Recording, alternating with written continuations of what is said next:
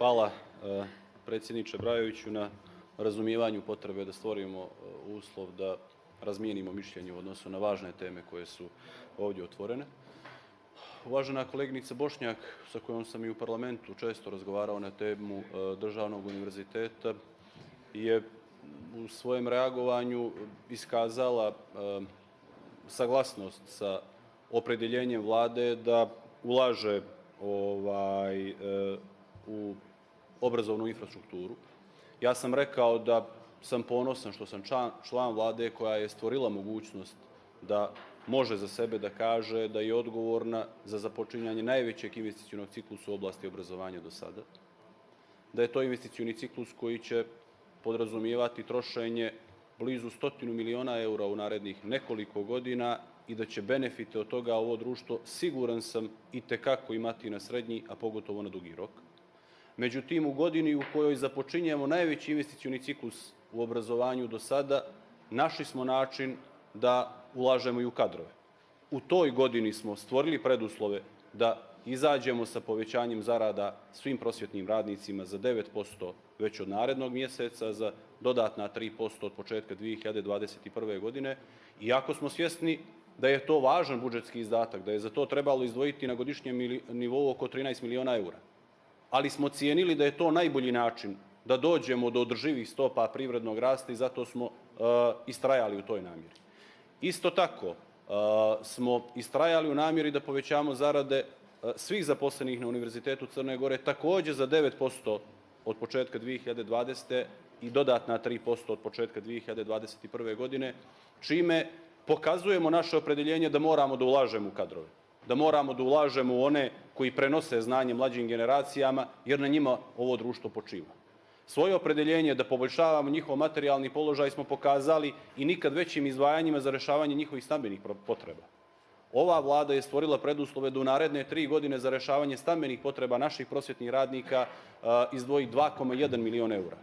Od osnivanja stambene zadruge Solidarno 2002. godine do danas ovo društvo izdvojilo 6,2 miliona eura za te namjene, a zahvaljujući tom novcu preko 700 porodica koji su zaposleni u obrazovnom sistemu su riješili pitanje krova nad glavom. Ja mislim da tu politiku treba podržati, a ovako opredjeljenje Vlade, ovolika izdvajanja koja će na godišnjem nivou biti 700.000, a koja su od 2020. za čitavih 750.000 eura veća nego što su bila samo nekoliko godina prije, govore o nama. Da kada govorimo o društvu znanja, mi u Vladi, jednako kao i profesor Radulović, da to ne radimo deklarativno, nego da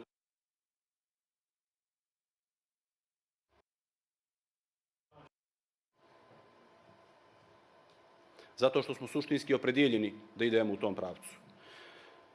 S druge strane, kada sam govorio o tome da nemamo hiperprodukciju visokoškolaca, nije sam pod tim podrazumijevao da trebamo po svaku cijenu da tjeramo ljude da upisuju fakultet. Ali sam kazao da svima treba da stvorimo mogućnost koji to žele da to mogu nesmetano da urade. Vjerujte da boljeg načina od besplatnih osnovnih i master studija definitivno nemamo. Nijedna država u regionu to pravo mladim naraštajima nije dala. To itekako košta, da znate. To itekako košta, ali ta investicija za koju se ova Vlada opredijelila jeste najbolja moguća investicija koju je mogla da smisli u svom mandatu i iza toga potpuno stojim i dan danas. Nije problem da izdvojimo i milion i dva ili koliko god treba ako znamo da će nam se u srednjem roku taj novac vratiti. Ali da sam ministar koji ne forsira po svaku cijenu, da svako mora da upiše fakultet, dokazali smo i dualnim obrazovanjem. Mi smo krenuli u projekat dualnog obrazovanja da bismo stvorili prostor da oni koji nisu verzirani za fakultet, a ne moraju svi da završe fakultet i ne moraju po defaultu da oni koji su završili fakultet budu srećniji sutra u životu niti da ostvaruju veću zaradu. Tu poruku pokušavamo da pošaljemo. Pokušavamo da pošaljemo poruku mladim ljudima da treba da se školuju za ono za što imaju afinitete. Kod nas su stručne škole imale neki pežorativan karakter. Za samo 2 godine uspjeli smo da pokrenemo dualni sistem obrazovanja u koji smo uključili preko 250 poslodavaca. Dakle, preko 800 učenika kod preko 250 poslodavaca stiče praktična znanja i vještine radeći kod tih poslodavaca, ostvarujući pravo na naknadu po osnovu naknade za dualni sistem obrazovanja i naknadu po osnovu stipendije za deficitarne kvalifikacije. To je bogatstvo ovog društva, vjerujte mi. Da smo to radili jednu deceniju ranije, ne bismo imali potrebu da uvozimo radnu snagu koju sami možemo da školujemo. Mi na taj način otvaramo prostor da se oni afirmišu u onome za što imaju afiniteta, ali vjerujte mi da rješavamo jedan od ključnih strukturnih problema koji imamo na tržištu rada, a on se zasniva na tome da nam se ponude i tražnje za radnom snagom ne poklapaju. Sad smo konačno počeli da školujemo kadar ne za biro rada, nego za tržište rada. A dobra politika u tom pravcu jeste politika dualnog obrazovanja. Uvaženi kolega Radonjić je iskazao skepsu u odnosu na kvalitet diploma koje se stiču u Crnoj Gori. Ja mislim pojedinih, vjerovatno. Ja mislim da ćemo se složiti da bi kvalitet tih diploma mogao biti veći i treba da bude veći. Ali vjerujte mi na riječ da nama nisu problem diplome koje se stiču u Crnoj Gori. Nama su problem pojedine diplome koje uvozimo sa strane. Oko 40% ukupnih diploma u Crnoj Gori je uvezeno sa strane. Mi smo kao potpisnici Lisabonske konvencije dužni da priznamo te diplome. Problem je u tome što se pojedine od njih stiču na način da one ne prate znanje. A mi želimo da pošaljemo izmjenama zakona o priznavanju inostranih obrazovnih isprava snažnu poruku da nećemo tolerisati više praksu da se prečicom dolazi do znanja i da se prečicom dolazi do diplome, jer je u pravu gospodin Radulović kada kaže da za kvalitetno znanje morate dobro da se oznojite i dobro da se potrudite, a ovim zakonom mislim da stvaramo preduslove ne da u potpunosti eliminišemo taj izazov, ali da ga u značajnoj mjeri ublažimo. I vjerujem da ćete dati podršku tom opredeljenju. Ja sam ministar koji je potpisao 70 krivičnih prijava. 70 krivičnih prijava za ona lica za koja smo posumnjali da su stekli diplome na inostranim fakultetima za koje sumnjamo da imaju regularno poslovanje. I to ću raditi u svakom slučaju kad budem došao u saznanje da imamo sumnju te vrste. Ako vi imate bilo kakvo saznanje u tom smislu, ja vas molim i vi i svaki drugi, neka ga dostavi, provjerit ćemo. Ako bude postojala osnovana sumnja, nikakav mi problem neće biti da to procesuiram ka nadležnim državnim organima, pa neka se bave tim. Ali nama nije poenta to da kažnjavamo. Nama je poenta da promijenimo svijest. Nama je poenta da ljude koji su se polakomili, ajde tako da kažem, i koji su pomislili da, eto, su ovladali alhemijom, da prečicom mogu da dođu do diplome, da ih odvratimo od tog nauma. Da im kažemo da je bolje da možda provedu i koju godinu duže tokom studija, jer im sama diploma neće značiti ništa ako ne nosi znanje. U konačnom, u razvijenom svijetu nije važno ko koju diplomu ima, nego ko koliko zna. I vrlo brzo ćemo doći u situaciju da nam ove diplome pojedine ne znače ništa, a siguran sam da se krećemo u tom pravcu. Kada je riječ o polemici sa gospodinom Radunovićem, ja bih na ovu polemiku u odnosu na ćirilicu odgovorio na jedan jedini način. Ja pišem ćirilicom. Ja koristim ćirilicu kao svoje pismo, pišem ćirilicu. To ne znači da je favorizujem u odnosu na latinicu.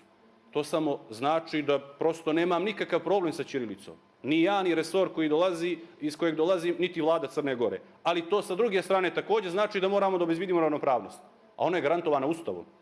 Ona je garantovana Ustavom i u tom smislu ćemo do kraja insistirati na dosljednoj primjeni Ustava uvijek kada se pokaže interesovanje za tako nešto. A ja sam pokazao demokratski kapacitet da razgovaram i na teme koje su možda neprijatne, ali da razgovaram na jedan argumentovani ljudski način i ja sam siguran da su kolege koji su učestvovali u tim razgovorima sa mnom stekli isti takav utisak.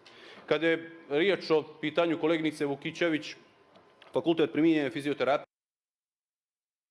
kao što je medicinskog fakulteta, kao što je slučaj i sa stomatologijom i farmacijom. Tako da u tom smislu vjerujem da smo dobro promislili kada smo se opredijelili za tako nešto. Da li na Univerzitetu Crne Gore ima dovoljno kapaciteta da se u okviru tog studijskog programa ide sa postdiplomskim studijama, vjerujte da je to pitanje za univerzitet. Ja sam apsolutno ubijeđen da će oni temeljno da razmotre to pitanje prije nego što donesu bilo kakvu odluku i uvjeren sam da će donijeti ispravnu odluku. Nemam pravo da se u to miješam jer ne želim da ulazim u autonomiju univerziteta, a hoću da vam kažem da svako opredjeljenje univerziteta koje bude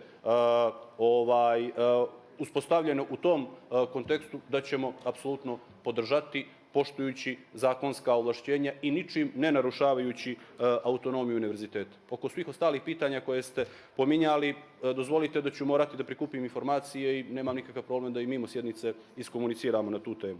I kada o impresijama uvaženog poslanika Radulovića, ja sam rekao da me on inspirisao svojom diskusijom, što ne znači da sam saglasan sa svim što je saopšteno i njemu je jasno da to nije tako, ali sam saglasan oko jednoga, to je da smo i kolega Radulović i ja i svi mi skupa u ovoj sali svjesni da društvo znanja mora da bude prioritet kojem moramo da težimo.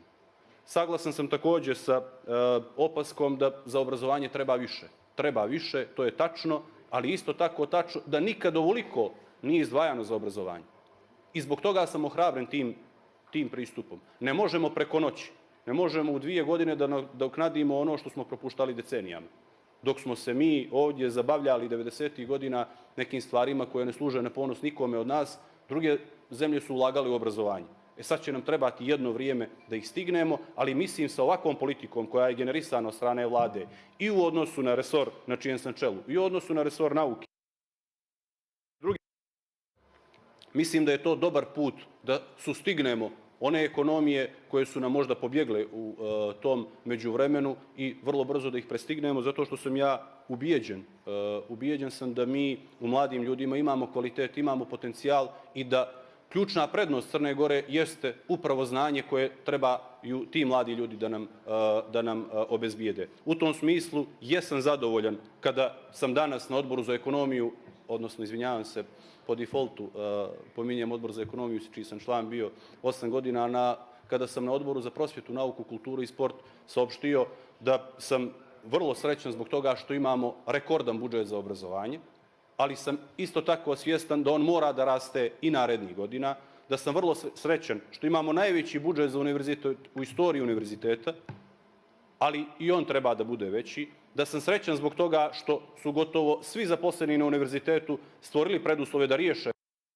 pitanje, ali i dalje treba da istrajemo na toj politici i da sam vrlo srećan zbog toga što izdvajamo najviše novca do sad za rešavanje stambenih potreba naših prosvjetnih radnika, a trebamo još i više od toga. U svakom slučaju, mi smo daleko od cilja kada govorimo o sistemu obrazovanja, ali sam siguran da smo na pravom putu, a meni entuzijazma, kolega Raduloviću, ka ostvarenju tog cilja neće faliti dok god budem na ovom mjestu, jer znate i sam da koji god posao da sam radio sam ga sa punim uvjerenjem i sa velikom motivacijom i jednako na takav način pristupam i poslu kojim se trenutno bavim. Hvala.